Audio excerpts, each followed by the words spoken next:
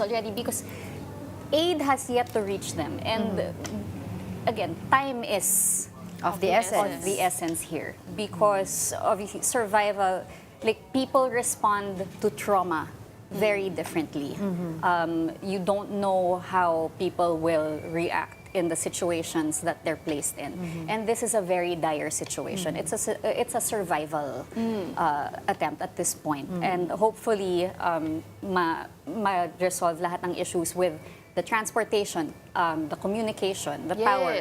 Communication. And then, of course, yung mga students, di naman sila makabalik din sa mga classrooms nila because it has yet to be inspected by the authorities if may mga major damages dun sa mga ibang mga schools. Ano?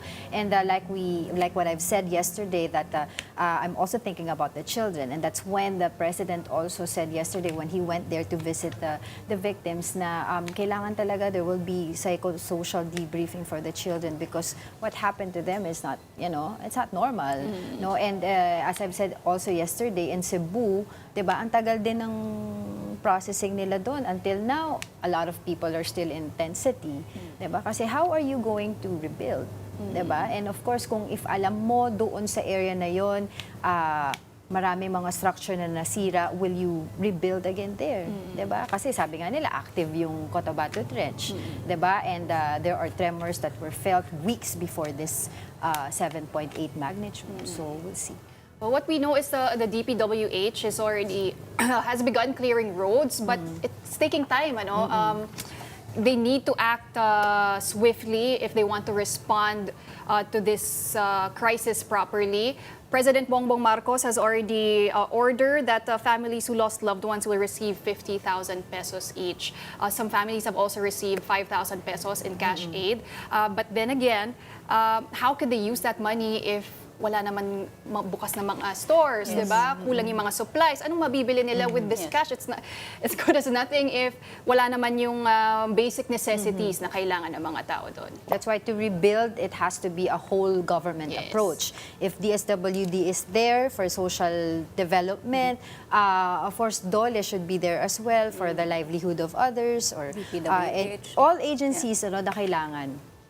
All right. And in sports, Jordan Heading powered TNT Tropang 5G to a crucial 106-98 victory over Ginebra in Game 4 of the PBA Season 50 Commissioners Cup Finals, tying the best-of-7 series at 2 games apiece. After a tightly contested first half, TNT seized control with a dominant third-quarter surge to pull away. Heading led the charge with 29 points and 8 assists, while Chris McCullough added 24 points and 14 rebounds. Justin Brownlee paced Ginebra with 32 points, while RJ Abarientos chipped in 21. The series is now level heading into the pivotal Game 5 on June 12. Before tip-off, Brownlee and Abarientos were also honored as Best Import and Best Player of the Conference, respectively. Okay, so Coach Tim and Coach Chot have a history. Yung finals battles nila, there was a time na nagsasalitan yan. Yes. As in, una si Coach Chot and Tim. Chot, like you'd never, basta. And then I think it was just recently that the pattern was broken na nag-back-to-back si Coach Chot against Coach Tim. So, eto na naman tayo, we don't know, we won't know because games 1 and 3 were Ginebra, 2 and 4 were TNT.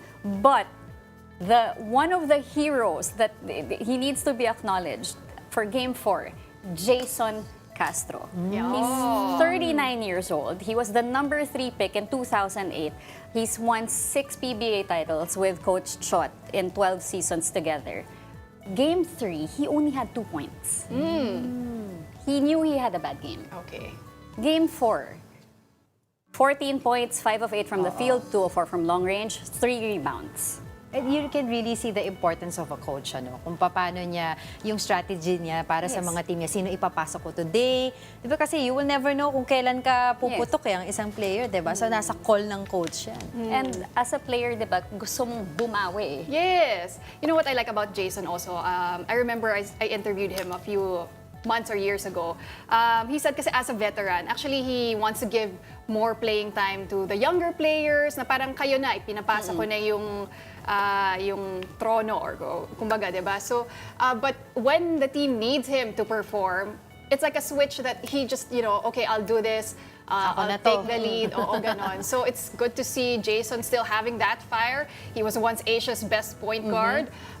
So let's see if TNT will go all the way in this series. But of course, ngayon na tied na, it's going to be exciting for the fans because that means a longer series for us. And of course, Brownlee didn't Oh, disappoint. congratulations! And to RJ. RJ, yun lang, medyo nasira yung night nila nung natalo sila. But they were honored naman before the game. So congratulations to Justin Brownlee and RJ Abarrientos. And we are very excited for Game 5 because this series is going to Action-packed, ano? Action-packed siya. And ang daming nanonood na. Yes! Oo. So many Even people. live, no? Yeah, I think for Game 4, 16,823 ang attendance for a Wednesday. Oh, sa Friday. Oh, sa Oo, Friday sa naman, ano it's pa a lang yan, holiday, ah. di ba? Oo. So, Nood tayo? Pwede. Penging ticket. Ticket pala yun. first. So, where do we get tickets? all right, don't go away. Morning Matters will be back after a short break.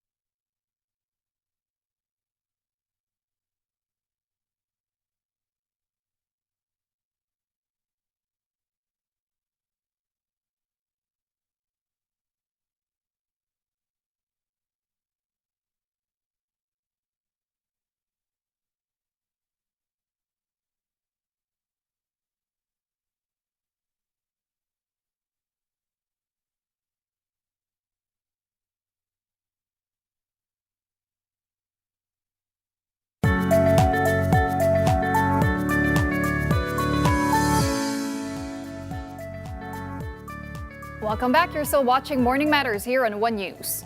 Former Senator Antonio Trillanes IV said he is set to file a new complaint against the 18 alleged bagmen of former Ako Bicol Party List Representative Zaldico. In an interview with Political Beat, Trillanes described the group as 18 destabilizers, saying their actions have tarnished their image among moderates.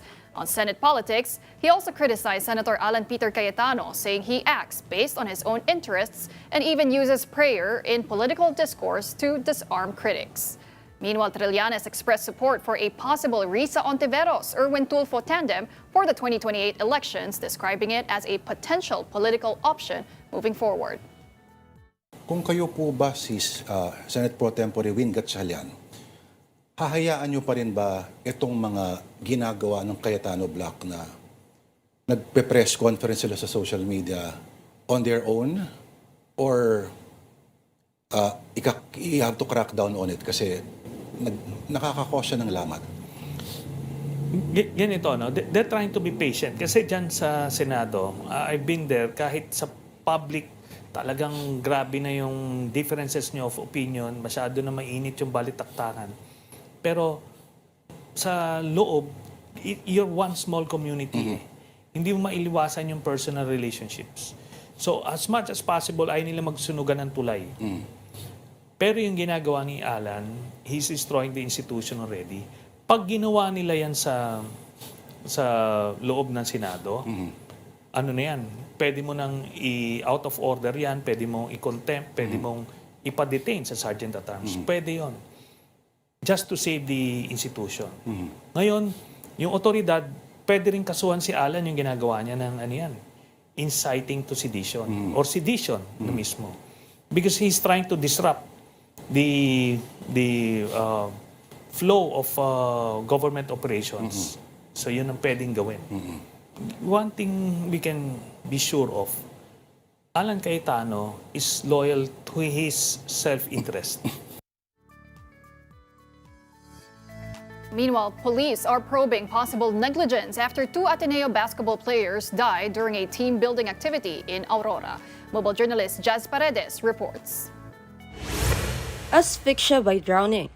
This is what the post-mortem examination showed to be the cause of death of one of the Ateneo men's basketball team members, Rene Baterbonia. Baterbonia, a native of Talacogon, Agusan del Sur, and Divine Adidi, died during a team-building activity of the Ateneo de Manila University men's basketball team in Dipakulaw, Aurora on Monday. In an online interview on Wednesday with Aurora Police Chief Colonel Percival Pineda, he revealed that they have retrieved sworn affidavits from the lifeguard, resort owner, and MDRMO. In their affidavits, the lifeguard and MDRMO reportedly did not see any weights attached to the players' bodies, contrary to growing speculation online. Sabi naman po ng MDRMO ng Dipakulaw, ay wala kaming nakita pampabigat sa kanyang pangatkamay at walang anumang pasak sa kanyang katawan nang siya ay aming titigan ng pulang lunas. Ito po sila po yung MDRMO, sila po yung nagbigay ng first aid kay Baterbonia. So yun po yung nakuha nating affidavit ng ating mga witnesses. Meanwhile, Pineda said that a statement from the resort management said that upon the arrival of the basketball team, they advised them that it was only safe to conduct their activity in front of the resort, where their lifeguard was also stationed. However, their warning was later disregarded as the team proceeded to conduct their activity 300 meters away from the resort premises. Nang dating po nila, nag-usap po sila na hindi yung kondisyon ng dagat natin dito sa tapat ng resort ay safe dyan, mababa po dyan. Alam natin ang sitwasyon ng dagat dyan. Pero po, gaya nga po na sinabi ko kanina, yung pong team ay gusto ng magkaya po silang humigit po sila na huwag silang pakialam sa gawin nilang activity. Kaya po, nung lumayo po sila po nangyari yung... Furthermore, Pineda said that the bodies of Baterbonia and Adidi were found lifeless 5 meters from the shoreline, around 30 to 40 minutes after they were reported missing. The team was said to be walking in waist-deep water around 2:30 p.m. on June 8, which was reportedly part of their training, when a strong current suddenly swept away 4 members, Only 2 were able to return to shore, while Adili and Baterbonia were carried away by the current. However, the Philippine National Police assured the public that a thorough investigation will be conducted to determine any negligence behind the deaths of Baterbonia and Adili.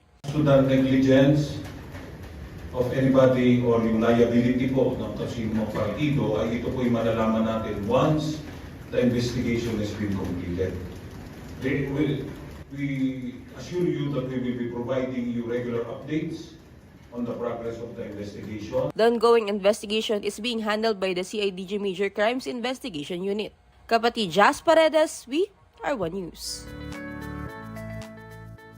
President Bongbong Marcos visits quick-hit General Santos City, ordering structural checks, leading the distribution of aid and pledging cash assistance to families of the victims. We have more details in this report. Father Adnan broke down in tears after confirming that the body inside this body bag was his child. A fisherman found the body of 8-year-old Rasad floating near the Jensen fish port. When the magnitude 7.8 earthquake struck, Rasad was reportedly swimming in the sea with his 10-year-old cousin who remains missing. Now, their grandmother is praying that her other grandchild will also be found. Sana naman ibigay rin ni Allah na matapos ito magkabalik din kami at magkita yung kuya niya. Walang nakakatanggap sa kahit sino sa amin. Wala. Hindi namin inaasahan ito. Hindi namin gusto inaasahan. The body of a man was also recovered from a collapsed grocery store. He was identified as 39-year-old Joey Deluvio. Bilang inahan, sakit sa ginikanan kay ang anak na namatay ikaduha naman na siya. Ang ilang kamatayon dili ikalipay sa ginikanan. Kay sakit bugat pero wa ko'y mahimo. Tanggapon tanan namo ang tanan. On Wednesday, President Bongbong Marcos arrived in General Santos City. The president is now prioritizing the structural assessment of hospitals and health facilities. He also led the distribution of aid to affected residents. Lahat ng pamilya nang meron silang casualty na biktima nasawi ay magbibigay tayo ng tig 50,000 para sa kanila para sa tulong. The president also allocated 100 million pesos for the repair of the General Santos City Hall. He also visited several schools. Kausap ko yung mga teacher at sinabi ko sa kanila, alalahanin nila na traumatizing itong experience para sa mga estudyante, para sa mga bata. Like the president, Vice President Sara Duterte was also in General Santos City today. She personally condoled with some of the families who lost loved ones in the earthquake. The office of the Vice President earlier sent a food truck for responders working at the collapsed building in Barangay Kalumpang. Aside from homes and buildings, the General Santos Airport was also heavily damaged. The airport cannot yet be used for commercial flights. The Department of Transportation is targeting the resumption of commercial flights next week. Repairs are estimated to cost around 150 million pesos. In Glan, Sarangani, this father broke down as he looked at the bodies of his wife and child who both died in the earthquake. He placed their baby beside the body of his wife before covering them. In Barangay Laker, residents worked together to carry this person who was hit by a collapsed wall following the tsunami in their area. The victim is now in stable condition, but some chickens and dogs did not survive the tsunami. Some barangays were also isolated after a bridge connecting Glan and Malapatan was damaged. Some residents went to the highway to ask for help. Number one, sir, ang tubig at saka bigas. Kasi wala na kaming tubig doon sa bahay namin. Bumaba kami dito para maghingi ng tubig at saka bigas. The bridge has since been repaired, and residents are now hoping that help will soon arrive. In Barangay Niuaclan, several houses were buried under rocks and soil. Some schools were also damaged and can no longer be used. Patients at the hospital in Glan were placed in makeshift tents. Meanwhile, residents have turned the plaza into an evacuation center. And now let's check the latest situation in General Santos City. We have our mobile journalist Daniel Daya reporting. Daniel, kamusta na ang sitwasyon dyan? Pauline, Paano mag-uumpisa? Yan ang tanong ng maraming residente dito sa Acacia Street, General Santos City matapos ang 7.8 magnitude na lindol. Sa ngayon kasi dito sa kalsada muna sila natutulog dahil ang bahay nila halos lahat bumagsak na. Kanina nga pumasok ako sa loob ng bahay nila at nakita ko na yung lupa talaga nagbitak-bitak. May mga lumabas na tubig dito at yung pader nila talagang bumagsak. So ayon sa kanila, Pauline, hindi talaga functional na yung bahay. Kaya mahirap ang sitwasyon dahil aasa na lang daw muna sila sa tulong ng gobyerno para maipagawa yung bahay. Ang problema, Pauline, wala pang financial assistance, wala pang pagkain at wala pang tubig. So lahat daw yan, question mark pa. So may mga na-receive naman daw silang tulong from other vloggers, pero ang tanong is kailan daw to magiging sapat para sa kanila dahil yun nga, sa ngayon sa bayanihan muna sila umaasa, yung iba nagpapamigay ng libreng gulay, pero hanggang kailan daw ba ito sasapat, Pauline? Daniel, sa ngayon, ano yung pinakakailangan ng mga residente dyan? Pauline, ang pinakakailangan daw nila ngayon is financial assistance dahil nagkakaroon na nga ng shortage sa pagkain at sa tubig. So ngayon kasi wala pa daw nagpapamigay. So ang pinaka-inaasahan nila is yung ayuda. Pero kung wala naman daw magbibigay ng ayuda, kailangan nila ng pera para pambili. All right, well, thank you very much for that report. That was mobile journalist Daniel Daya reporting from Gensan. And when we return later at 9:30 a.m., Attorney Israelito Torion joins us as we continue our discussion on the death of two Ateneo student athletes in Aurora. But don't go away because Money Talks with Kathy Yang is up next to get you ahead of the markets. I'm Pauline Verzosa. Stay tuned to One News.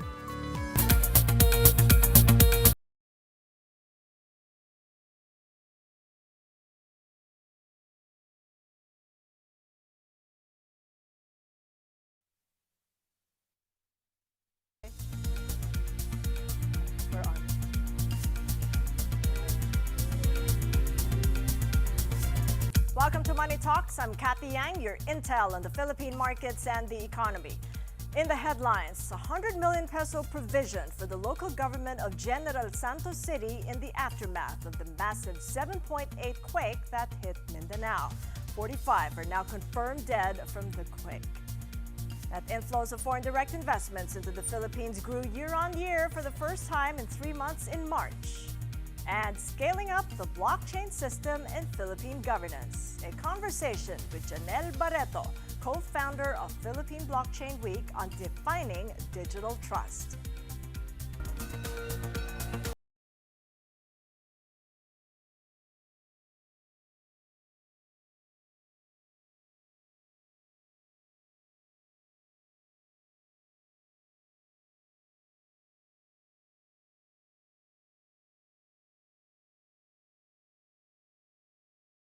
The provision for the local government of General Santos City to repair its city hall destroyed by the massive magnitude 7.8 quake that hit Mindanao on Monday. President Bongbong Marcos made the announcement during yesterday's visit to the quake-hit city.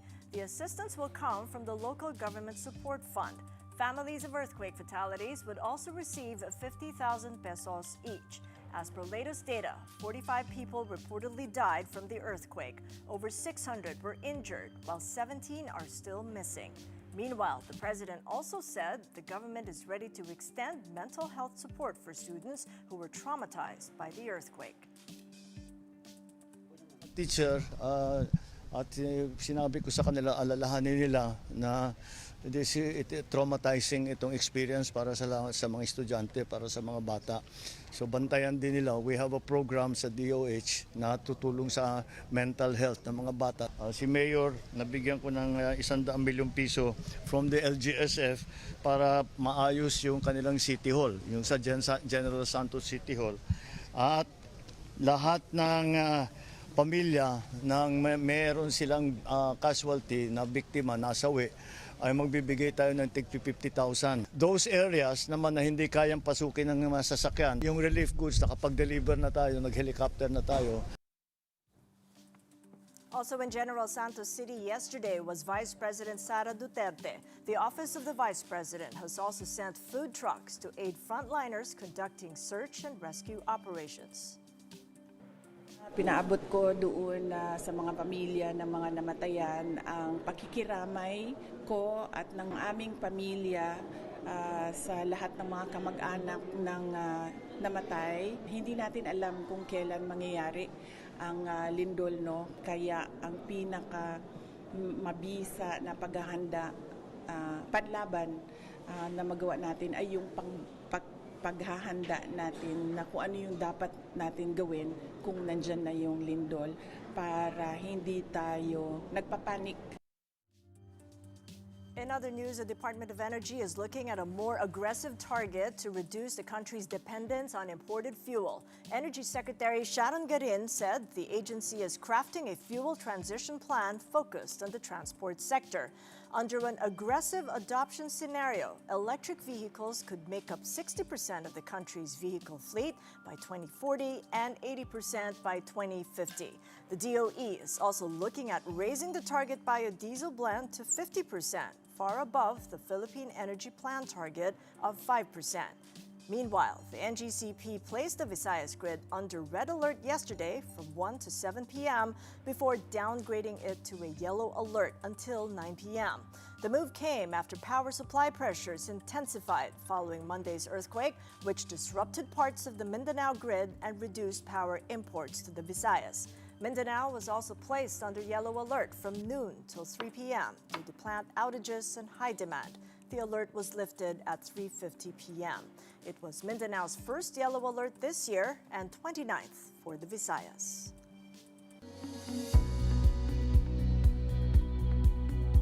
One of the key architects of the Philippines' Web3 push is aiming to scale a digital trust in governance to prevent a repeat of the flood control corruption scandal. She is president and co-founder of this year's Philippine Blockchain Week, the flagship platform for real-world blockchain deployments in finance, gaming, identity, and public infrastructure. With us for more is PBW's Janelle Barreto. It's good seeing you, Janelle. Welcome nice to see you. the program. Thank you for having me. All right, so what's the level of adoption so far for Web3 and in particular blockchain? Okay, so when I joined Philippine Blockchain Week, when we founded it in 2022, the adoption was really low still. But how low was it? Well, I don't know in a scale of whatever, but compared to our neighbors, basically, it wasn't very much adopted yet in the Philippines. In fact, people didn't know much about blockchain in the Philippines. But of course, they relate it to cryptocurrency, which is actually a misconception. Is it? How come? Why is it a misconception? Because cryptocurrency is actually just one of the use cases of blockchain as a technology. But blockchain technology actually touches on a lot of other, there's a lot of other use cases for that. Right, so the misconception that it's all about crypto scams is not even scratching the surface. It's not. So paint for us a picture then of how far have we adopted from the years that have passed? I would say that when we first launched, and we also launched the Blockchain Council of the Philippines that same year in our event, a lot of people didn't really care about blockchain. Nobody knew about it. There's very niche concept that only a few people were talking about. It's whether you're a trader, whether you're in fintech, or you're in the blockchain space. It was a very small group of people actually talking about this. And here we are launching a global platform, patterning it around all of these other blockchain events around the world, which is massive, really massive. You have Token 2049 in Singapore.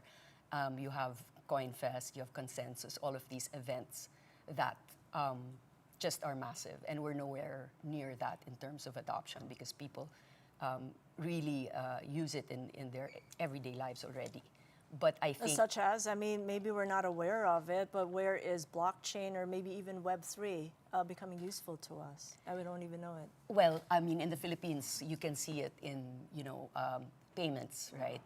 And for example, where it touches on the lives of local Filipino, remittances. This is very important. I actually experienced this trying to send money or transfer money abroad. This is an important thing. But I think of late, like in the past few months, when nobody was listening and nobody was caring, we had this flood control mess, right?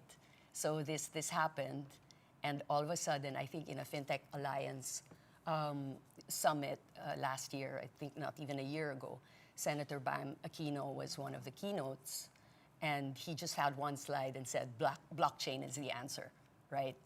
It was a sweeping statement and not necessarily all true, but it brought people's attention. It got people's attention. The normal people cared about the flood control mess.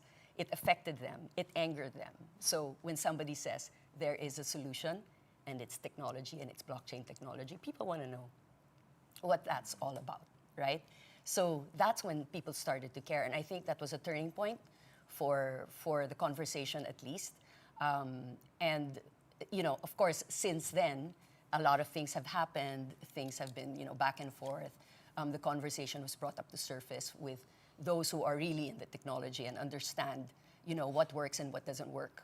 But one thing's for sure, can you imagine that, if every step of public spending is recorded and verified by normal citizens like you and me? Exactly, to your point, because Yeah. the last time I had the conversation with Donald Lim, Yeah. the founder of the Blockchain Council of And the my Philippines, partner also and in your Philippine partner, Blockchain Week. he talked a lot about putting the budget on the blockchain, on-chain, and Yes. that was just maybe a couple of documents from maybe the budget department, but how has that gone on? Are we able now to visibly see on a portal the General Appropriations Act? Yes, so this conversation with Donald must have been around February sometime, right? So this is shortly after we also launched the Integrity Chain. When I say we, me as part of the Blockchain Council of the Philippines, where the DPWH approached our group, or Donald in particular, for advice on what they can do together. The collaboration between public and private was really seen here in this initiative from the Blockchain Council, the DPWH, and the DICT. So basically, it's putting all the budgets again on the blockchain.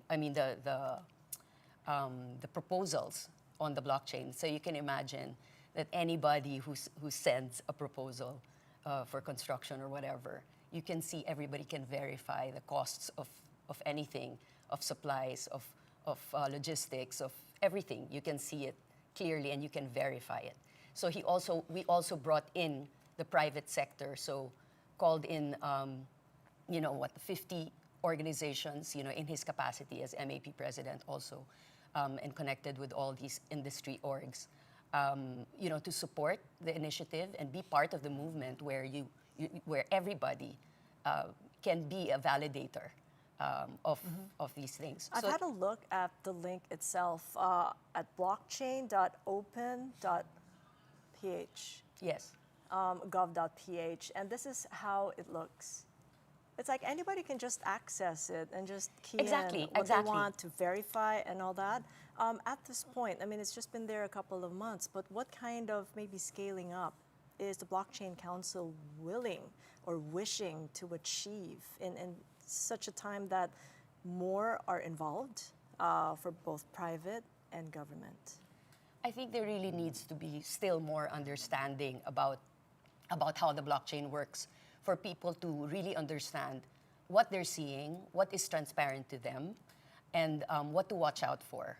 But I think on the whole, having these technologies in place in government, being adopted by government, which is the most important thing.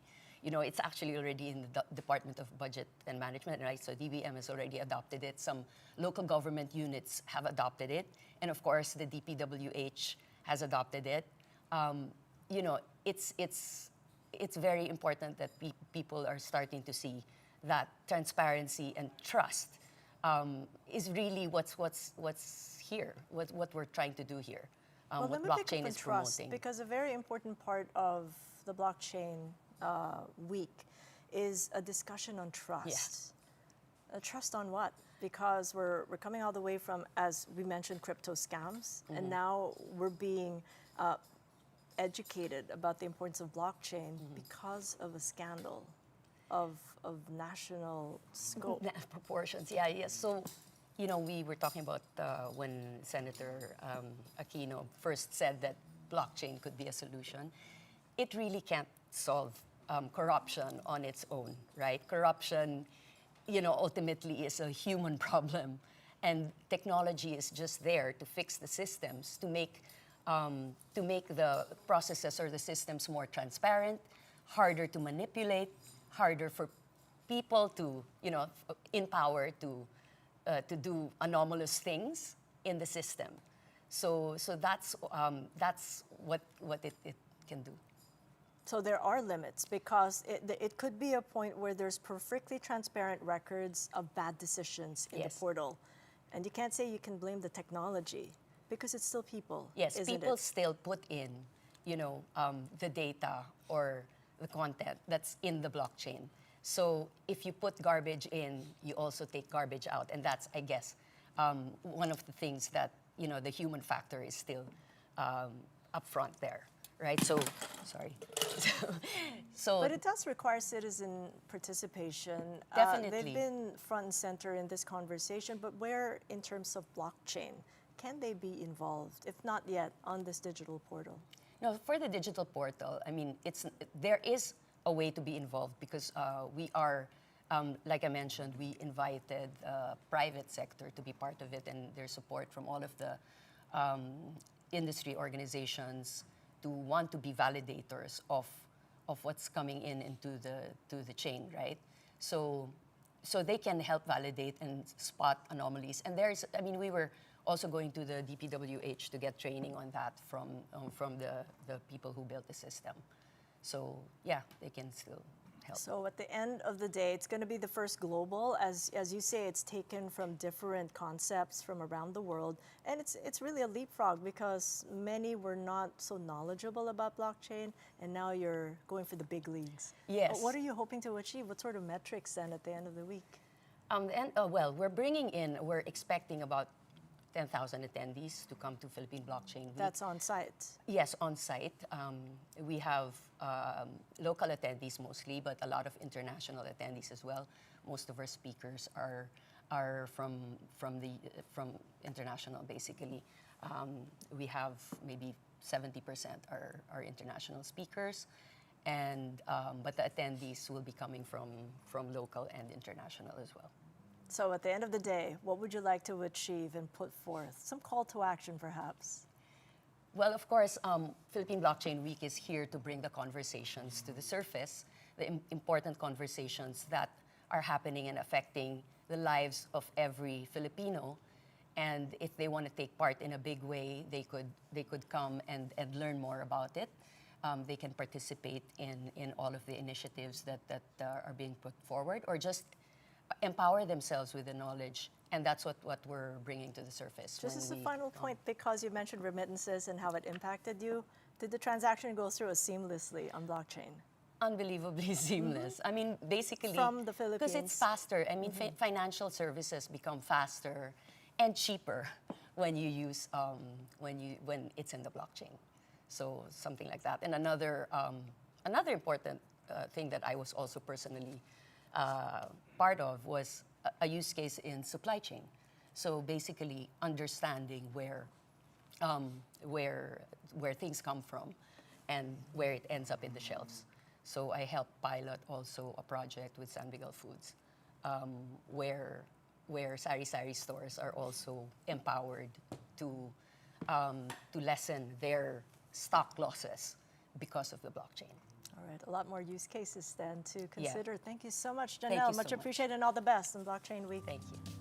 And that was Janelle Barreto of Philippine Blockchain Week. You're watching Money Talks. Coming up, schools, corporates, and nonprofits find mental health support in tech-based social impact enterprise Empath. An excerpt of my thought leader's conversation with founder and CEO Steph Naval.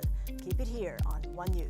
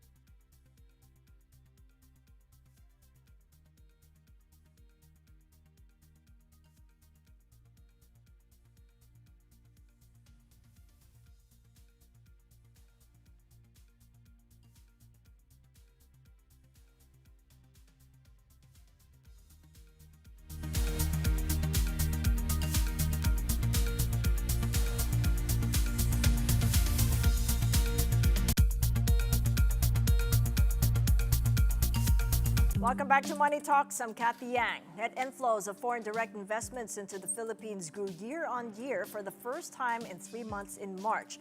Based on preliminary data from the Bangko Sentral ng Pilipinas, FDI net inflows climbed by 26.1% to $611 million in March from $485 million a year earlier. This was the first time since December last year that FDI net inflows posted annual growth. Union Bank of the Philippines Chief Economist Ruben Asuncion told Business World this is primarily due to base effects and some improvements in investment sentiment, particularly in equity and intercompany funding flows. BSP data showed investments in equity and investment fund shares surged to 48.2%, $243 million in March from $164 million in the same month a year ago.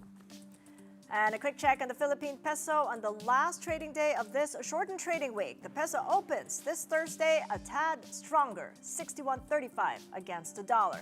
The local unit closed stronger Wednesday, 61.395 against the greenback.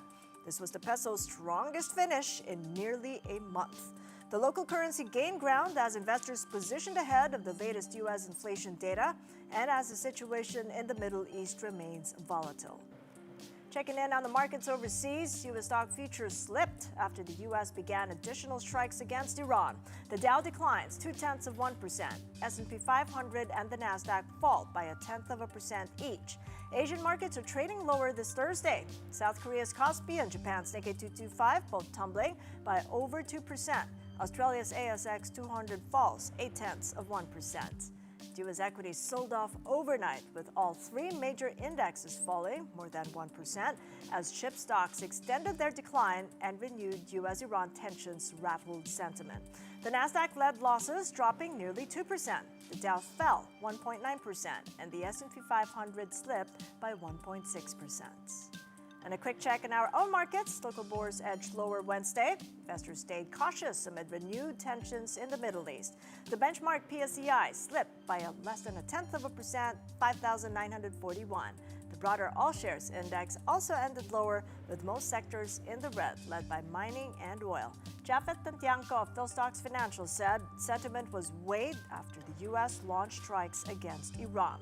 This following reports Tehran had downed a U.S. Army helicopter in the Strait of Hormuz, and Iran later retaliated by attacking several Gulf countries. The 10-year government bond yields ticked up to 7.681%. And here are some of the corporate stories we're watching. PLDT remains in talks with KKR over Maya's planned IPO. Company still weighing whether to increase the stake in the fintech firm or support a listing structure that would allow some investors to exit. Meanwhile, FirstGen is defending its hydropower deal with Prime Infra amid questions from the Lopez family majority. The company says the deal premium is standard in M&A transactions and reflects prior investments made in developing the projects. And Meralco, through One Meralco Foundation, has mobilized aid for quake-hit communities in southern Mindanao. The group is sending food, water, solar lanterns, and has also offered technical support for power restoration efforts. She is the founder and CEO of Empath, a community-curated mental health enterprise that grew out of her own struggle to find accessible care in the Philippines. Today, she and her team work with schools, workplaces, and nonprofits nationwide to make mental health support more human, more data-informed, and within reach for more Filipinos. Here's an excerpt of my Thought Leaders conversation with Steph Naval, recipient of Forbes 30 Under 30 Asia Social Impact List. So many different facets. So we can start with school, the expectations for school, how AI impacts certain learnings, at the same time, job certainty. I think there's also a wave of layoffs occurring because companies would rather invest on AI rather than workers. But at the end of the day, that's livelihoods of people, and we're forced to upskill really quick, really fast. And if not, you're left behind. Causes a lot of uncertainty, anxiety, or let's say even if you would keep your job, a company would, okay, we need to do AI or else our competitors gonna overtake us. So there's a shift of everyone needs to upskill and learn. And when, let's say, the older, more seasoned generations, they would struggle also with having to upskill. So a lot of things affecting it. Those are just a few of the many aspects that AI affects mental health also. I think it's really to over-validate unhealthy behaviors. One, there's a profit incentive for that because it's also more money if you're addicted to it. And I hope that we are able to build technologies that are not necessarily that's their default for just over-validating, because it has led to self-harm for a lot of other people, or encouraging negative behaviors. At the same time, some also use it to misdiagnose themselves, so which can also be harmful. So AI said I have these things. For example, AI says I have ADHD, or AI says I'm like this, which people may attach that to as an identity, which is also concerning because that would also over-validate certain behaviors. I think definitely there's a need for policy, for guidelines. Right now, companies can do it internally. There's something called AI governance. So for example, which documents are you allowed to upload if ever to have it processed? Like these are not allowed to be uploaded in ChatGPT for data protection, or the transparency that you need to do. Like say, we'll restrict it to maybe email crafting, but when it comes to, let's say, processing certain data and giving analysis and feedback and commentary, it needs to be signed off and checked by someone. So these are guidelines that, let's say, if policy hasn't caught up with yet, definitely there are ways that internally schools and even companies can establish AI governance.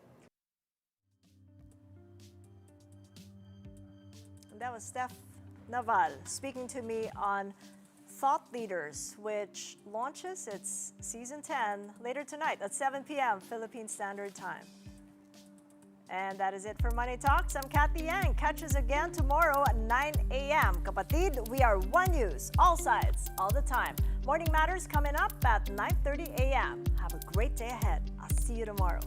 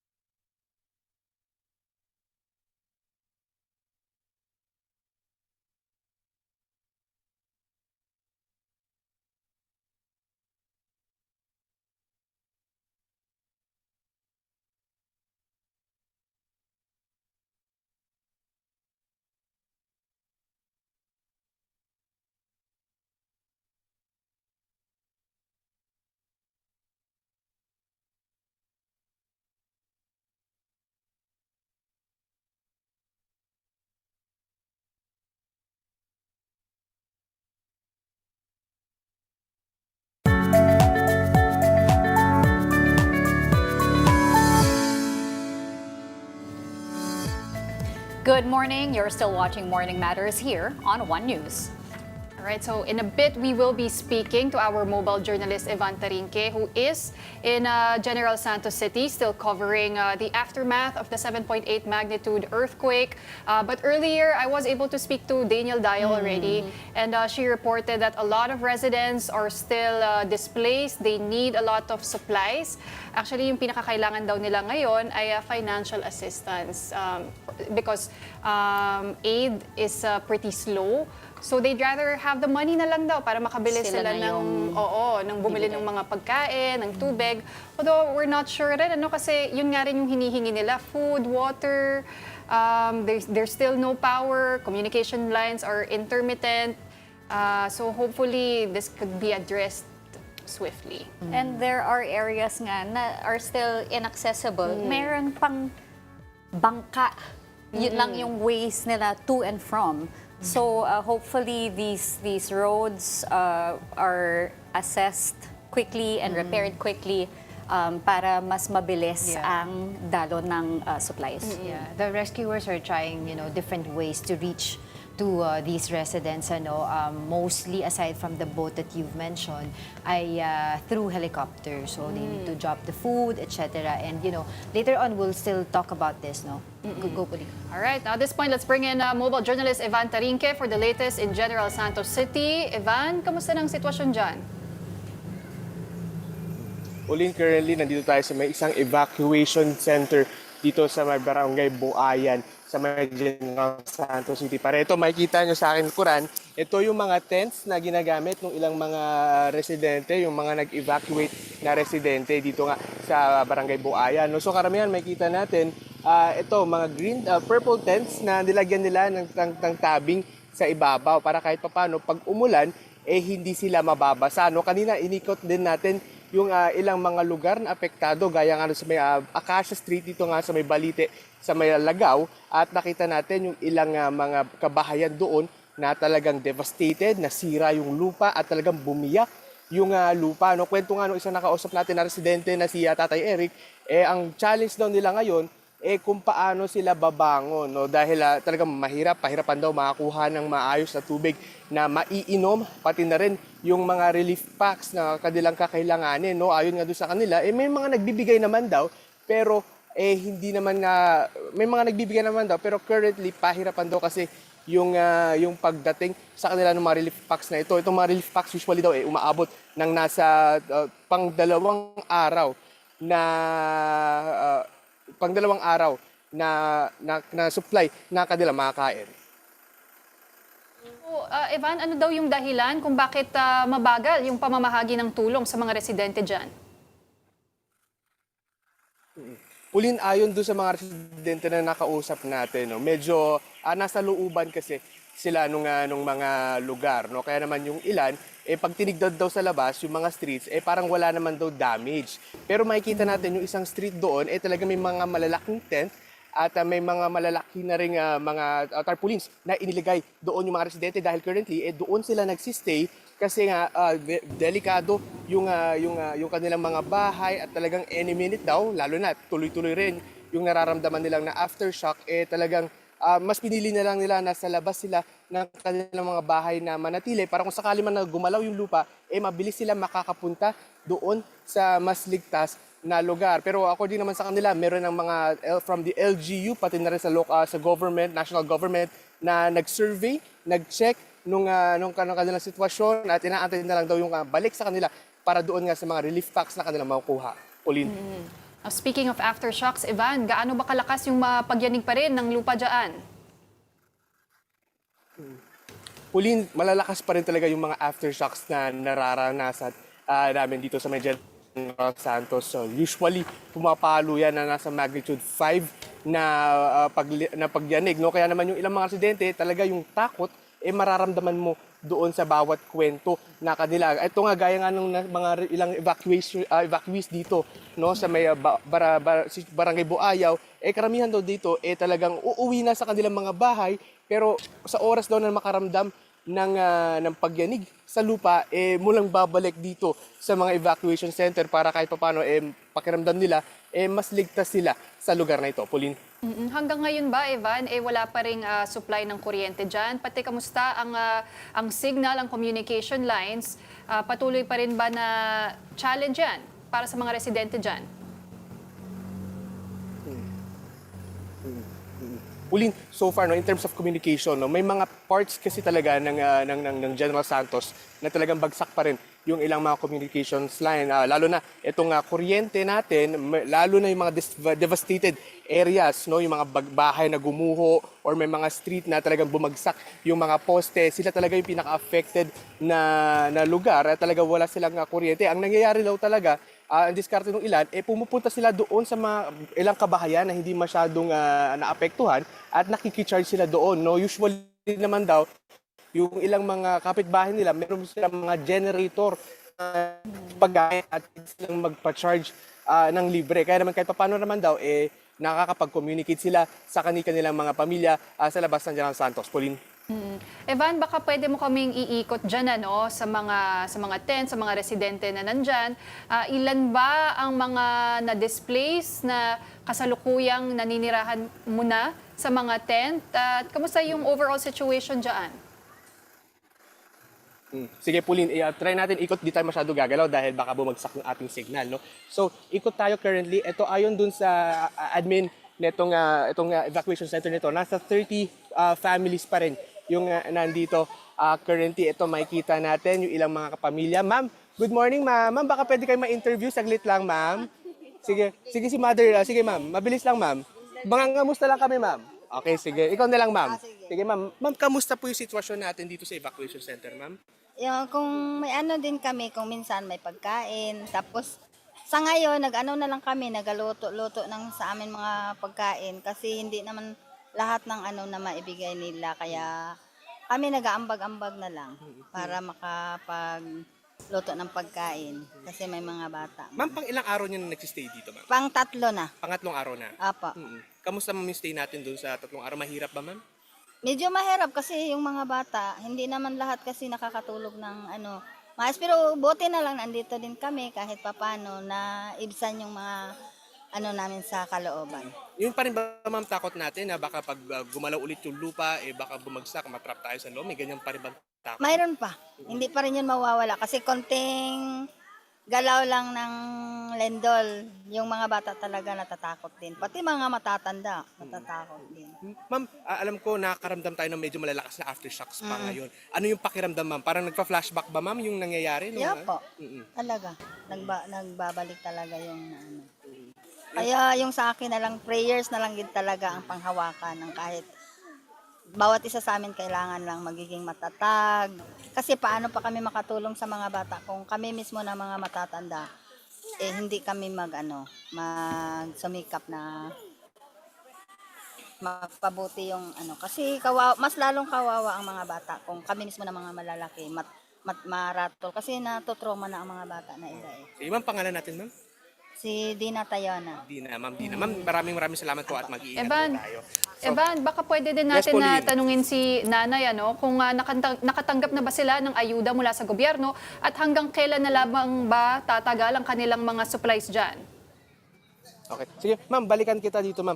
Ma'am, kwento mo lang, ma'am, nakakuha na ba tayo ng ayuda from the government? Ano na yung usual nakuha natin, ma'am? Ngayon? Yung natanggap namin kahapon, sir, galing pa rin yun sa kay Bustoyo yung binigay nila kahapon. Kasi pumunta man sa dito yung vlogger. Yung isang galon ng mineral water at saka yung bigas. Ma'am, yung galing sa national government, meron na ba? Wala pa? Wala pa po. Yun lang. Wala pa, ma'am. Pero ma'am, kayo, hanggang kailan daw kayo pwede magstay dito, ma'am? Hindi man sila nagsabi, sir. Pero kami, sir, pansamantala, dito lang talaga kami muna. Kasi yung mga bahay doon sa Minangam, kasi may front line, nag-crack ang lupa. Kayo, ma'am, plano nyo hanggang kailan? Kung magsabi sila, sir, nga pauwi na kami, uwi rin kami, maghanap na lang kami ng paraan. Para pakonti-konti, maano rin namin yung mga sira-sira sa mga bahay. Ma'am, tatanong ko na rin sa inyo. Ma'am, sa tingin nyo, paano kayo babangon ngayon? Kasi mukhang back to zero yung karamihan ng apektado ng paglindol, ma'am. Sana maibigay yung gobyerno na kahit kaunti man lang pinansyal para yun ang umpisa namin pag umpisa na naman ang baka makabalik na rin kami. Yun lang. ligtas naman tayo, ma'am, lahat ng Apo. pamilya natin. Wala naman nasaktan. Wala po. Sige, ma'am, maraming salamat, ma'am. Okay. So, Pauline, so karamihan nga ng mga residente dito, no, it's either nasira, tuluyan na nasira yung kanilang mga tahanan o kaya naman partially destroyed yung kanilang mga bahay. Pero according naman doon sa nakausap nating dito, as long as talagang kaya nilang i-sustain yung kanilang pamumuhay dito. Pauline. Pero Evan, ano na ba ang latest sa search, rescue, and retrieval operations dyan sa General Santos City? Okay, so Pauline, ayon doon sa General Santos CDRRMO, no, yung current update natin is nasa 15 death yung nakuha natin. Meron pang 2 missing na pinaghahanap yung ating otoridad at meron nasa 660 plus yung mga injured, no. Pero so far, no, tuloy-tuloy pa rin yung kanilang pag-iikot, yung kanilang paghahanap. At tinanong nga rin natin kanina kung ano na yung update dahil earlier late last night, no, nakuha na nga yung last na missing individual doon nga sa gumuho na grocery at supermarket, no. So nabawasan yung ating missing pero nadagdagan yung death, no. So unfortunately, umaasa pa rin yung ilang mga rescuers natin, rescue operators, na sana nga hindi na madagdagan yung death toll dito sa may Jensan. Pauline. And Evan, ang marami rin talaga ay yung mga nasugatan. Ano na ba yung current bilang ng mga injured? At kamusta ang lagay ng sitwasyon sa mga ospital, sa mga health facilities? Pauline, dito sa may General Santos City, no, nasa 660 yung naitala na injured, no. Yung karamihan diyan yung mga outpatient, yung iba naman inpatient. So yung outpatient nasa around 100, then yung inpatient naman nasa around 550 plus. So, pero kanina, no, sinilip din natin yung ilang mga hospital, talaga natin makikita pa rin natin na yung ilang mga hospital beds na ginagamit doon sa mga hospital nandun pa rin sa labas ng ospital, no. So marami pa rin tayong mga sitwasyon, marami pa rin ospital na ganyan yung sitwasyon ngayon dahil so far, no, tuloy-tuloy kasi yung inspection ng mga city engineer doon sa mga buildings dahil meron kasing tags yan, yung red, yellow, and green tags, no. Lalo na pag green tags, pwedeng pasukin or pwede nang bumalik sa loob ng mga buildings yung mga tao. Pag yellow tags, for further inspection pa. Pero pag red tags na kasi, Pauline, talagang off-limits na yung building na yan at hindi na pwedeng pumasok. Pauline? All right, well, thank you very much for your in-depth report. That was mobile journalist Evan Tarinque reporting from Jensan. Alright, so talagang this is a developing story. There are a lot of things to be done in the quake-hit areas, especially in Jensan, in Sarangani, and most of the schools there, about 1,000 of schools were also affected. So that's why I wanted to ask also earlier kay Evan Tarinque if there were DSWD officials have been there already to heed with the instructions of President Bongbong Marcos. All right, stay tuned. Morning Matters returns after a quick break.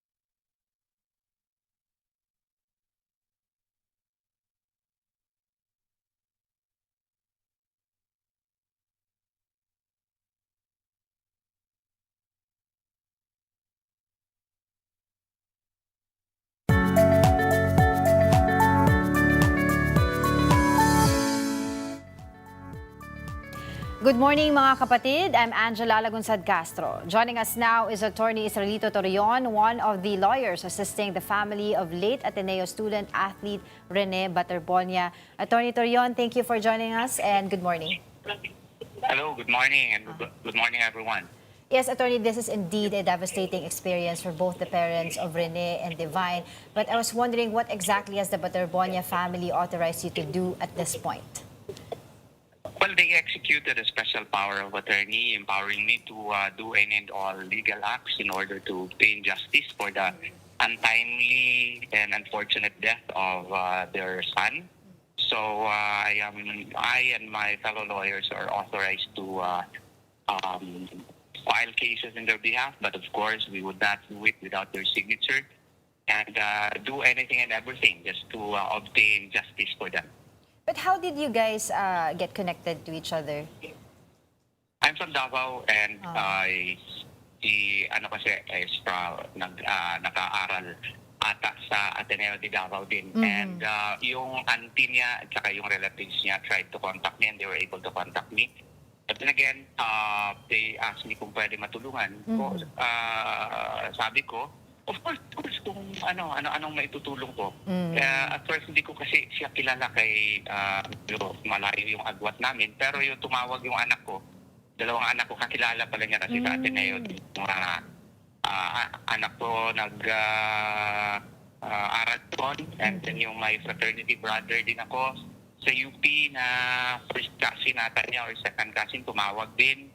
May mga iba ring mga tao na taga Davao na at saka taga Agusan tumawag din sa akin. So pagtawag ko sa kanyang parent, aeroplano pa. So I had to go through Attorney Cane of Agusan. And si Attorney Cane na ang nag-brief sa akin para makausap ko yung mother niya at saka relatives niya. And then I sent my staff na to send my associates to communicate with them 2 days ago. And at this point, ano po yung mga nakikita po nating mga kaso na isasampa at kani-kanino po? That would be too early, no? I have to admit, because we are still gathering facts. And I sent some staff to Baler in order to gather facts likewise. And we are coordinating. Yesterday, we already talked to the NBI as well as the CIDG. So that we can have a working relationship with one which is proactive, that will supposedly produce a result which is acceptable likewise to the family. That's why I emphasize to them that please coordinate with us because we would like to have a strong case. Right. And I understand, Attorney, that you guys are seeking an immigration lookout bulletin order on Coach Tad Baldwin. Nasa na po yung proseso na to? Attorney, sorry? We are doing that today. We are doing that today. We already drafted the letter last night, but even if I am authorized by a special power of attorney, I requested one of my lawyers to go to Arlington so that it can be signed today and it can be sent via email and personal delivery to the Secretary of Justice himself through the Bureau of Immigration. Okay. So as of today daw po, as of today din pa po ba, hindi pa rin nakikipag-ugnayan itong sila Coach Baldwin sa pamilya ni Baterbonia and Adili? Yung mga teammates niya pumunta po kagabi. Dami nila kagabi. And I was there also together with Attorney Jimmy Pondok and my lawyers. And they were able to have a conversation with the mother of the victim. And pero si Coach Tad Baldwin hindi pa po. Wala pa. Yung mga coaches, may 2 coaches dumating sa hapon. Hindi na ako kumausap. Sila ma'am na lang. Pero yung mga estudyante nandun po ako nung pumunta po sila. Wala po bang parang fillers or kumbaga pagsubok na para kausapin po si mother po ni Rene? May mga kumausap kahapon and there were initial discussions but I'm not sure whether or not they are authorized by Ateneo de Manila. But as of now, wala pang definitive attempt talaga na confirm. Oo. Especially on the side of the coach, no? Wala pa rin. Yes, Okay. wala. Hindi pa siya pumunta po. Oo. Okay. Attorney, kasi in one of the interviews of Attorney Jimmy Bontoc, he said that there may be a possible breach of contract even if no written agreement was signed by the parents of the Well, he deceased was not- student. he was What do not you mean by that? partly- well, if there is situations like this, you have three choices. Culpa criminal, culpa akiliana, culpa contractual. Okay? Jimmy was referring to one of the three remedies, okay? And in all of these remedies, you have the right to, whether you opt for a culpa criminal, you can demand for damages, you can, culpa akiliana, you can likewise demand for damages, culpa contractual, you can likewise demand for damages. Damages is one of the, commonality in all of the three remedies. And I agree with him. That is one of the options that we are taking because a contract is forged by the meeting of the minds of the parties. And once the victim agreed to be under Manila, then there was already a contract. Even if we are not yet sure, because we are still gathering facts, if there was indeed a signed contract between the parties. Alam natin yan, meron nga mga innominate contracts, duot des, duot facias. Even if there is no written contract, there is already perfection of contract once there is meeting of the mind. So, yung iba namang mga bashers dyan, is na tumulong naman masyadong ipamukhang matalino yung aking partner. Hindi ko kukunin na matalino. Partner yan kung hindi yan matalino. Ako, 28 years na ako sa practice, pero hindi ako gumaganon sa mga kapwa kong mga abogado. Hinay-hinay naman.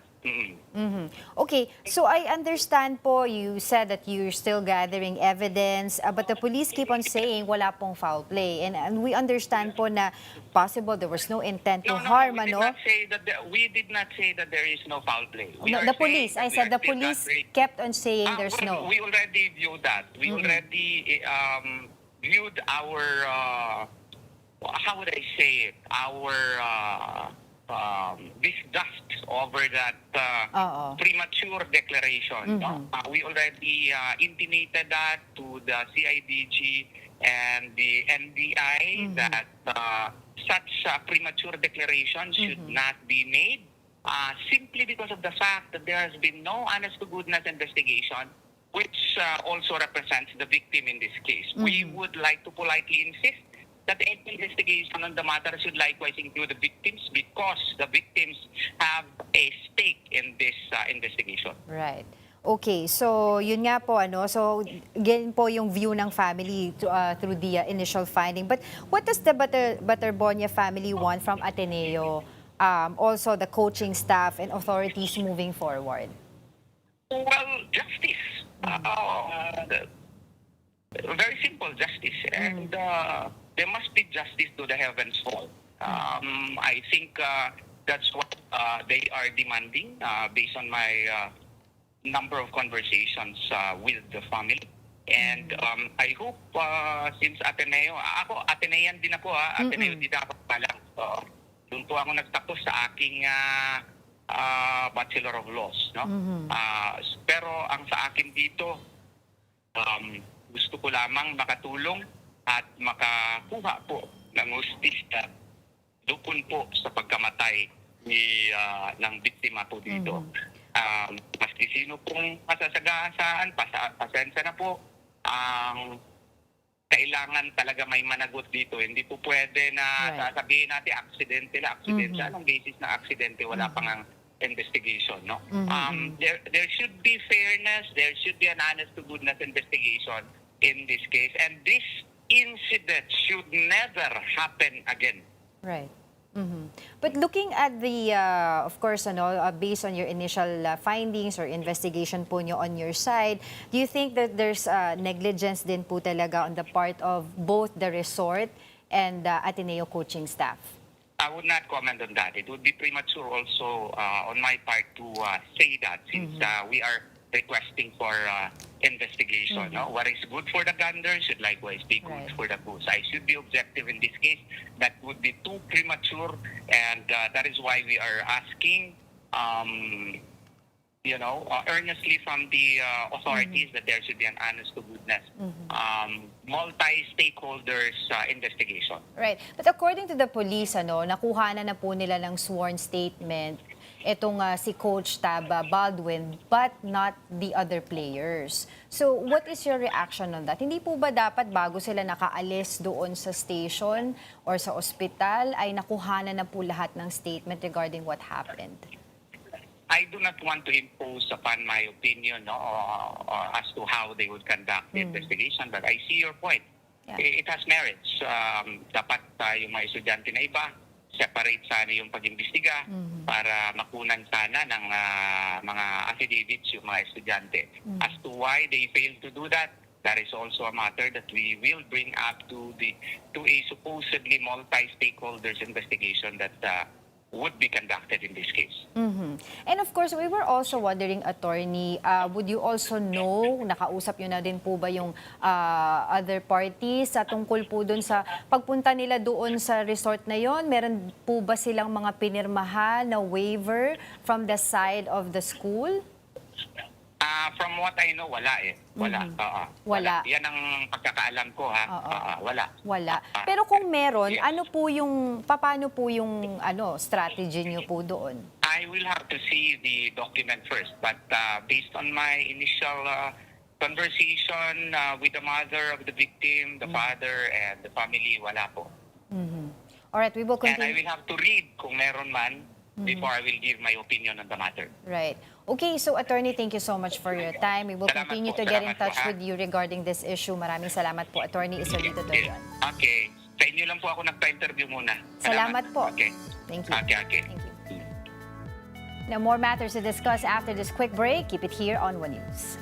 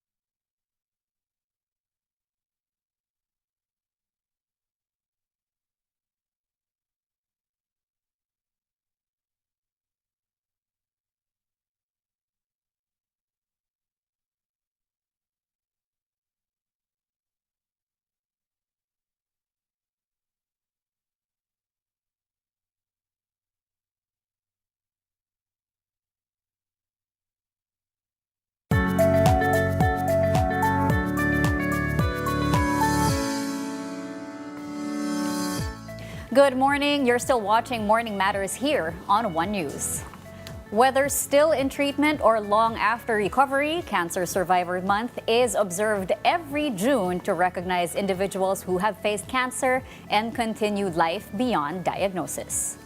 The observance highlights the resilience of survivors as well as the lasting physical, emotional, and financial impacts of the disease. It also acknowledges the critical role of families, caregivers, and healthcare workers in supporting patients throughout treatment and recovery. Health advocates say the month serves as a reminder of the importance of early detection, timely intervention, and sustained public awareness in improving survival rates. Joining us to share her journey is Charity Joyce Marohomsar, a stage 4 cancer survivor, life doula, and founder of Better Days Wellbeing Center. Good morning, Charity. Good morning, Cheska. It's so nice to see you. Good morning, everyone, to the viewers of Morning Matters. Good morning. Thank you so much for joining us today. Charity, let's give everyone a background on your journey from diagnosis to becoming a stage 4 cancer survivor. Yeah, so I was diagnosed in 2016 of stage 4 metastatic breast cancer. So immediately it was stage 4, no? So I was praying so hard na sana stage 1, sana stage 2.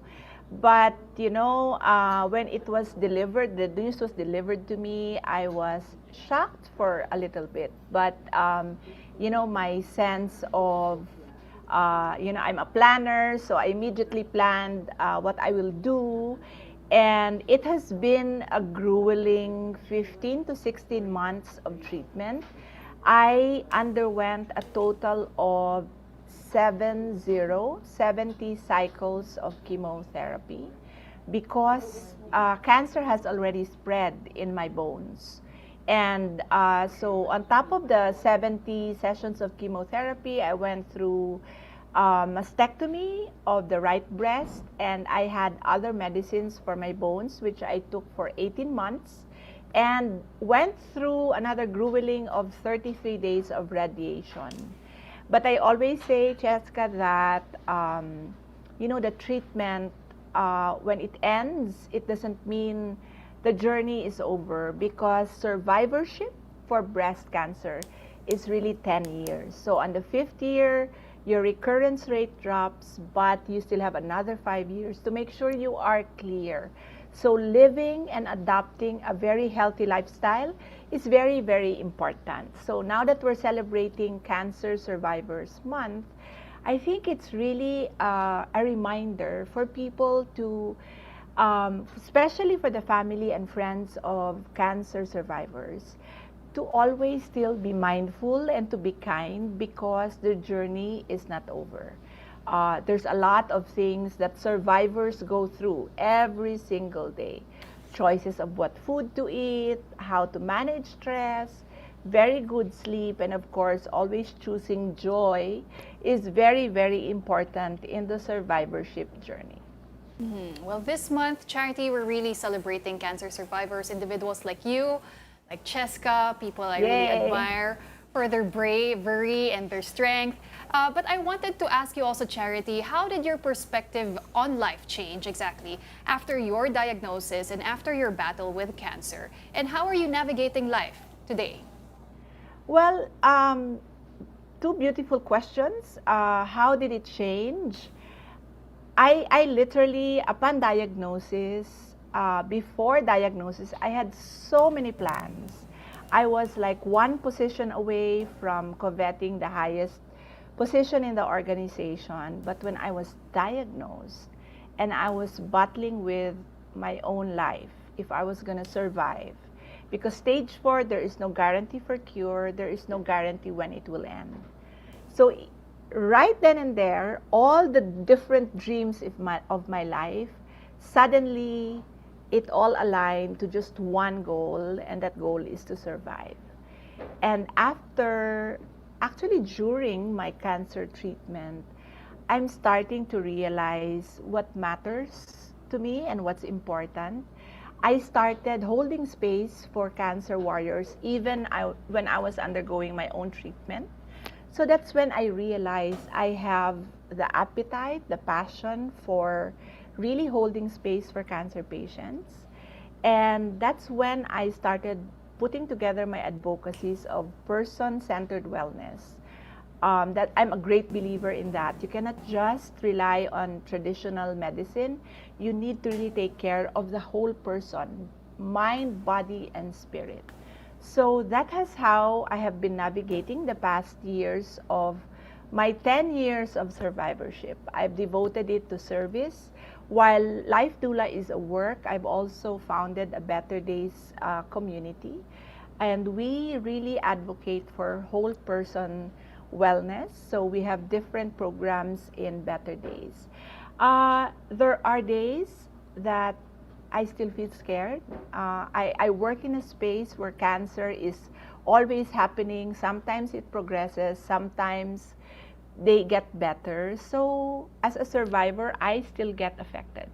So it's really mastering all the courage to do this work, because I feel it's also a very important work to do. That's why I'm sharing it with other people as well. Charity, can you tell us about the community that you've formed and what kind of support cancer patients and survivors are getting? Okay, thank you so much. Better Days Well-Being is a physical place in White Plains. It's a home that we've designed to be able to hold space for the cancer patients who are on active treatment, the cancer survivors who are well already but are at a loss. What will I do? How do I live my life? What do I eat? And also the family. A lot of cancer communities focuses on the warriors or the patient, but you see, cancer is a disease that affects the whole family.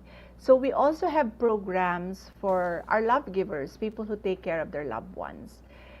Overall, our service is really non-medical. It focuses on the psychosocial aspect. We also teach people what to eat, what not to eat, how to prepare their food. We teach them how to move, because non-movement is one of the biggest cause of any chronic illness. No? So we encourage them to move, as opposed to a lot of times they're only told to lie down. Of course, rest is important, but moving is equally as important. So the programs that we offer are really for cancer management.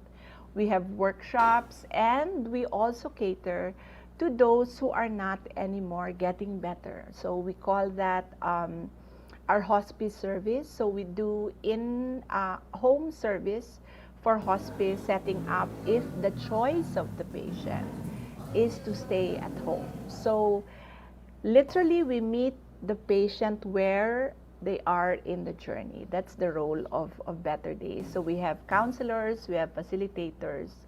We have the only, we have in Better Days the only cancer exercise specialist, April Pereras, and she's also our certified lymphedema therapist. So we've covered the whole spectrum, because we really feel the person who's going through cancer has to be supported, and their families. But Charity, what are some of the silent battles or even the common misconceptions that people typically have when it comes to cancer survivors? Well, the most common is people think after the survivors like me and Cheska ring the bell, which means chemo treatment is over, the most common misconception that, you know, life goes back to normal. It doesn't. It really doesn't. The mental battle is still there. The emotional trauma is there. And all the what ifs. If I eat this food, will I get sick again? So it's a constant choice of choosing to live life fully despite the fear. The other silent battles, which now we are really working towards to, are those people who go back to work. There is really very few, there are very few organizations who knows how to hold space for employees with cancer, because they think just because, oh, tumubo na yung hair mo, tapos ka na ng treatment, so pwede na ulit sabak sa lahat ng klaseng trabaho. You know, a little consideration, because side effects of chemo can trickle down up to, like, I'm on my 10th year. I still have pains and aches, and there are still bad days. So the misconception that, you know, it's over, balik ka na sa dati. There is no such thing. You don't really go back 100%. So we need to continue to check on them, check how they are, because during the survivorship years, that's when the support really wanes down. You know, less people are checking on you. Your doctor is also not very active following up. So cancer survivors need to be advocates for their own health. I guess that's the message that I also want to share. Charity, in terms of support, so the circles, the friends, the family, even the medical staff that attends to the government, what other ways can each group show support for cancer patients and cancer survivors? Yeah, I if you will allow me, I will start with government, because there's so many issues that our cancer patients are facing, like access to medical oncologists. There are still a lot of provinces, towns, and cities outside of NCR that does not have access to a good medical oncologist. So therefore, I think hospitals, especially government hospitals, should really have a fixed medical oncology, because when cancer patients avail of government services, they do not have their own medical oncologist. Any doctor who's there, any resident of medical oncology can handle them. But the next month when they come back, it's a different doctor. So continuity of care is very important for the cancer patient. Otherwise, they will repeat again the history of what they've gone through to the new doctor. So I think that's the ask. The second ask is really the implementation. It's been several years since the cancer law, NICA law, has been passed, and yet there are very few private hospitals who are implementing the NICA law. I think right now it's only Cardinal Santos and some government hospitals. There's already the IRR for the NICA law. I think that has to be mandated to all hospitals. Very, very important, because now our indigent cancer patients, amidst their own discomforts and pain, they still line up in different hospitals that offers the Z-band package for cancer patients. I hope it can be applicable. All hospitals can already implement it, because that's going to be a big help. For the communities, I think early detection is still our battle cry, but we need really very strong support in terms of supporting the other aspects of the well-being. So the community should also not just be a place to ask questions, but to really support the person psychosocially, because I always say this, Cheska, while cancer is a physical disease, the battlefield is here in the mind. So I think for the friends and family, let's continue to be kind and to be compassionate to our cancer survivors, because they still need it now. They needed it before, they still need it now. And your help is really very, very important. And one last thing, for friends, if we're going to bring up cancer, if you have the topic of cancer, or someone who died from cancer, or someone who's been diagnosed with cancer, if you have a cancer survivor in the table, please let's ask them if it's okay that you talk about it. Because a lot of times, I say we because I'm not spared from that, we get triggered with conversation. So asking a simple question, is it okay if we talk about this? And do you have the head space or the heart space for it?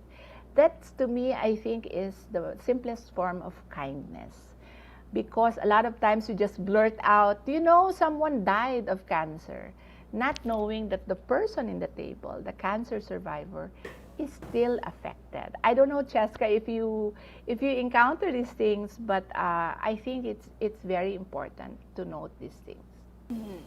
But you know, Charity, that was really a good point that you made earlier, that while cancer is a physical disease, it's also a very difficult mental battle. But what I've noticed actually with a lot of cancer survivors is that they are mentally tough. You know, they have that determination in themselves that I can fight through this, and it's actually even them who believe that they will survive. Meanwhile, their families are already feeling very emotional about it, right? But now for newly diagnosed patients, what would be your advice? Well, for newly diagnosed patients, I would really advise that they put together their own care team.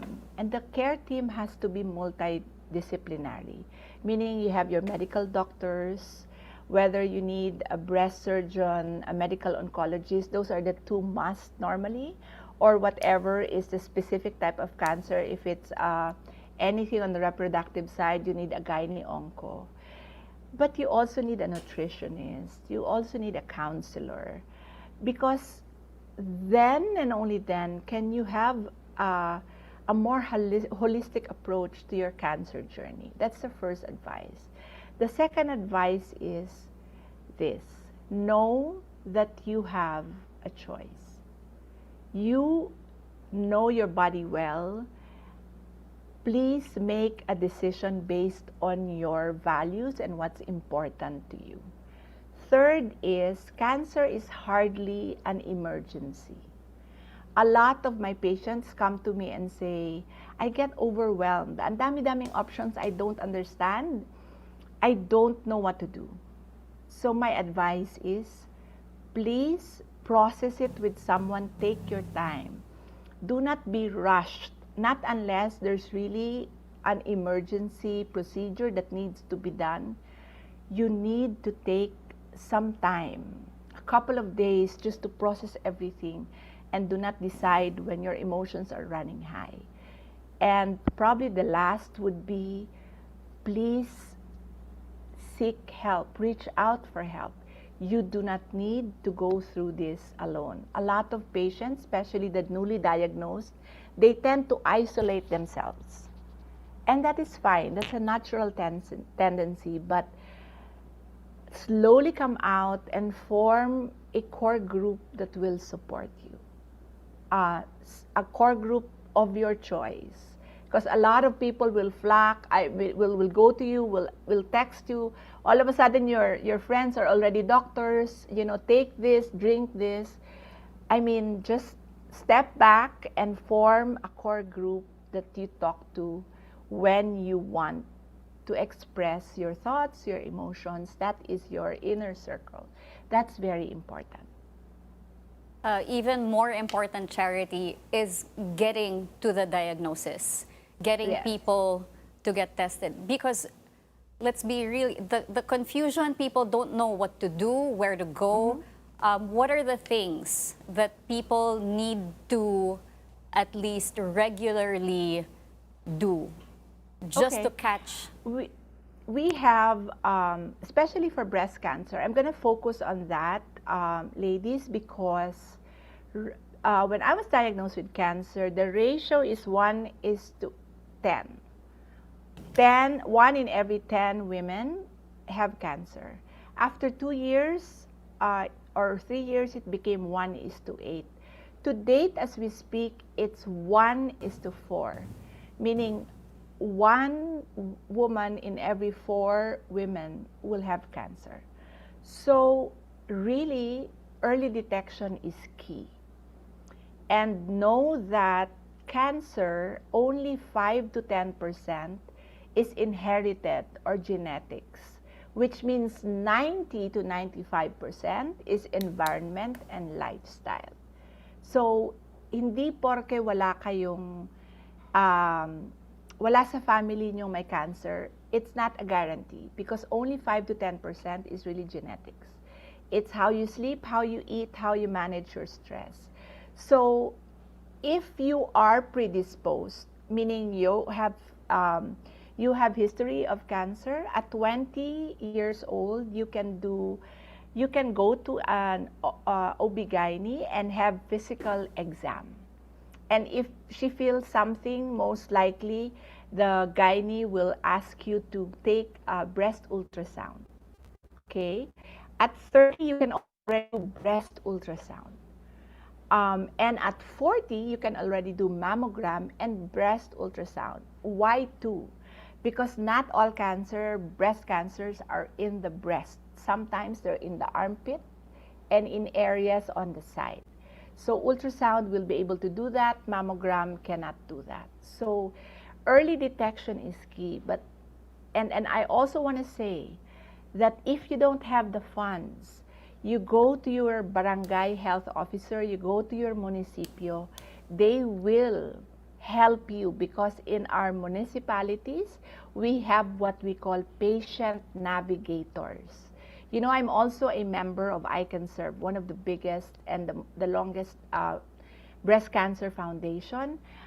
They're already embedded in LGU. So pwede po kayong pumunta sa barangay health officer to ask and find out. But if you have the means, please go and have your self-checked every year. Kasi yung cadence ng check-up nyo will be determined depending on what they see in you. So very important po ito.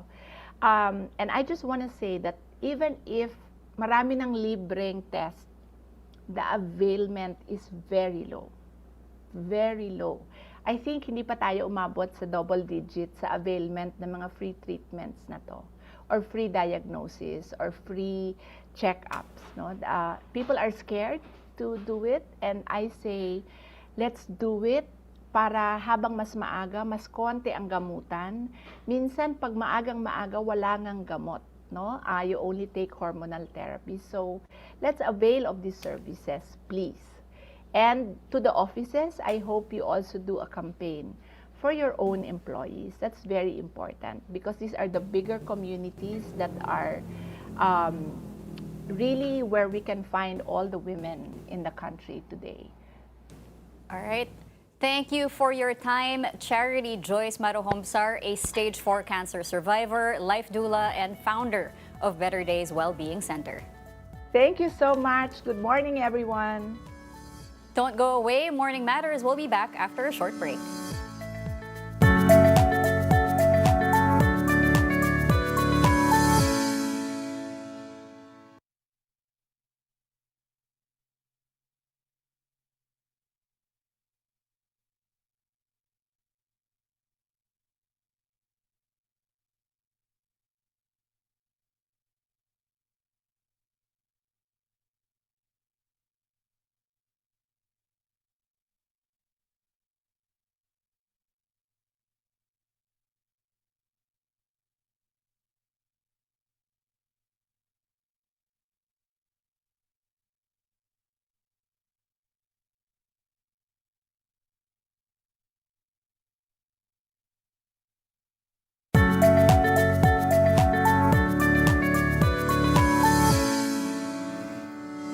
Good morning mga kapatid. You're still watching Morning Matters. Right, well, that will do it for us for today's news. But before we go, of course, we are celebrating Cancer Survivor Month this June. And Cheska Liton Calao right here is a testament to that very brave fight. And she continues to battle it until today. But here she is. She's a beacon of hope for many, and she's proof that... Such an inspiration. Thank you to Charity for joining us. Again, early detection is key. So please, ladies, I know. everyone, please get tested. I remember you reminding us every day. Mangungulit na ako. All right. That wraps up today's episode of Morning Matters. I'm Angela Lagunsad Castro.